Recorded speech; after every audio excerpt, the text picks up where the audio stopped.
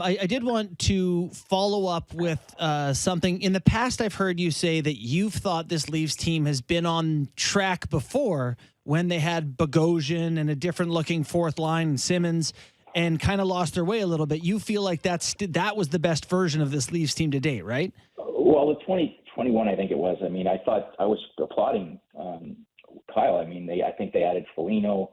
They had Bogosian in the sixth hole. You know, they had, I think Thornton was in the lineup, Clifford, Simmons. And they weren't a thug team, but for me, it looked like they finally got it, that they were going to be a hard team to play against in the playoffs. And then unfortunately, I thought, I do think they lose JT right out of the gate, and Foligno gets hurt. And I don't think this team played with the adrenaline it would have been if there was fans in the buildings. But I thought that was a lost opportunity that they should have walked through the Canadian division. And I know Freddie wasn't great, but he shouldn't have had to been great to beat out Montreal that year. And it was almost like it didn't work, so they just ripped up that plan and moved on to skill. And I mean, and I don't look at some of these players as soft. It's not like Mark Giordano is a warrior. I mean, it's the Hall of Famer. I love this kid. Jake Muzzin hits like a truck, but he's not a fighter. He's a warrior. This isn't soft players. Like Morgan Riley isn't a soft player. But when you start talking about Austin Matthews, we want him to take his physical game to another level. And because he was so frustrated the other night, he threw a huge body check. I don't want Austin Matthews becoming Wendell Clark. And with shoulder histories and stuff like that. And that doesn't mean I don't want him throwing the blade around, but that's not the development I want to see in his game. I just find that fourth line, and we talked about this, Bourne, and it's just the roster makeup that I find that I know in a team that's so analytic driven, sometimes you just have to look at facts. Like, hey, it bothers me when people talk about the Colorado Avalanche. They don't have anybody like that. Well, they didn't in the playoffs because Curtis McDermott kept them safe for the entire season.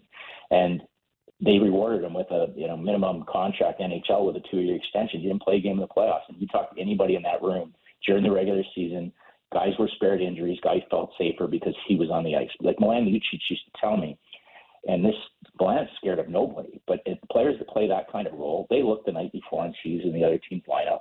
And if there's no deterrent, they have that individual thought in their mind where they want to go out and take runs at guys.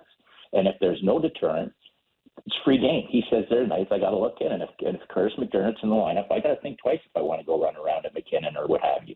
And that gets your team to the playoffs, where sucking it up and going on the power play and burying you becomes a factor. But during the regular season, some of your star players are going to limp into the playoffs if they don't have protection. And I mean, that's why the first game, the first shift, I think it was Josh Anderson went in. It was either Muzz or Gio. He just ran them right through the boards.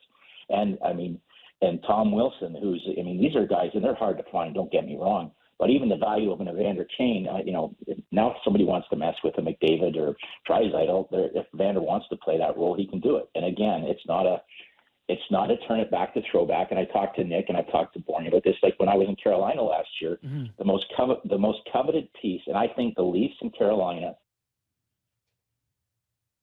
Oh no! Always just getting to the juicy part. Hold on. Say that again, Futes. if they're going to steal you to death, okay. Those are the two guys. Those are probably the two teams that are going to take you on. But the player that Rod Brind'Amour coveted the most was Nick Delorier, because he was sick and tired of watching his stars get run out of the building. Nick's a guy. If you look at his analytics, he should probably be in the East Coast League. But if you look at what he brings to the room and the toughness he brings on the ice, okay, it's a different dimension. And that Carolina team, you can't tell me. And one of the reasons I'm back to full-time media is because of the Nick Delorier seg and why we didn't get him and how we could have got him. And it didn't mean we would have won the Stanley Cup, but we were in first place at the time. Guys had the freedom to run around and take shots at Aho, take shots at Svechnikov. And the guys that end up doing the pushback are like the Tony DeAngelos of Players League. There's a freedom to run into Freddie in the crease because there's going to be no pushback. And you get guys like in the playoffs, like Trouba ripping Josh Jarvis or head off the shoulders with a hit, because there's no deterrent, there's no thought. And you got the Rangers sitting over there with Ryan Reeves and players like that. And I just think it's an element that when you have it in your lineup, it's so much different. And it maybe you've got, and I know they're up against the cap, you got to find a way to move some of your skill for an element like that. And you talked about that fourth line that you love, Bourne, and I'm not at all throwing you under the bus, but if that's the element you want in your fourth line, then 4 games into a season where you lost out in the first round of the playoffs and you're trying to impress a new coach, you should not be on the ice for the first 2 goals against that home against the Arizona Coyotes. Period.